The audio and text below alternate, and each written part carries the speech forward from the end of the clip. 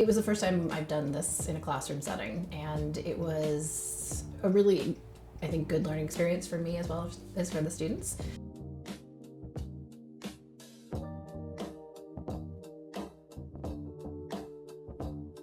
I've been working with Kat Allen at the Communities That Care Coalition for quite a few years, and we've had many conversations about ways that we could have students working with their data, and they could benefit from having some students working through analyses that they didn't have the capacity to run themselves. And when I started teaching this new course on mental health and data analysis, it seemed like a perfect opportunity to bring the two sides together. I chose sleep and depression. I chose sleep as a preliminary choice because sleep is one of those things in life that you may think is very small, but it has such a big impact on your mental and overall well-being. Mental health is becoming such a big crisis in the United States, and it starts middle school, high school, the areas where this survey is targeting, and there needs to be more conversation around the factors that cause depressive symptoms.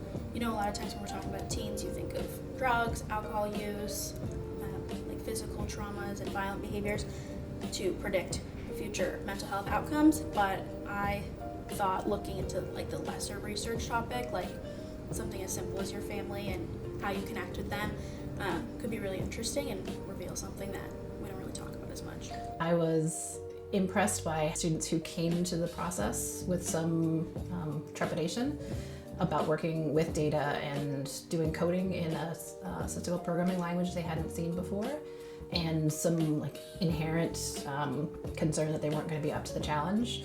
See them actually rise to the challenge and produce really interesting results. So among the low attachment students, the anxiety symptoms for the male students was reported at 45%, and for the female students it was about 80%, so it was like much higher. I was able to see that around 2/3 of the people on the needs assessment survey were struggling with sleep, as in sleeping less than 8 hours on any given school night, and that means they're chronically sleep deprived. I think it made my research much more meaningful to know that it wasn't just for a grade, but I was presenting in front of the CTC that created such a large data set and made it accessible to students like us that are actually passionate about these topics. And they were so impressed and so generous with their time and their feedback, and it was a meaningful experience for me, and I think it was a meaningful experience for the students as well, to see how a community partner could benefit from the hard work that they had done.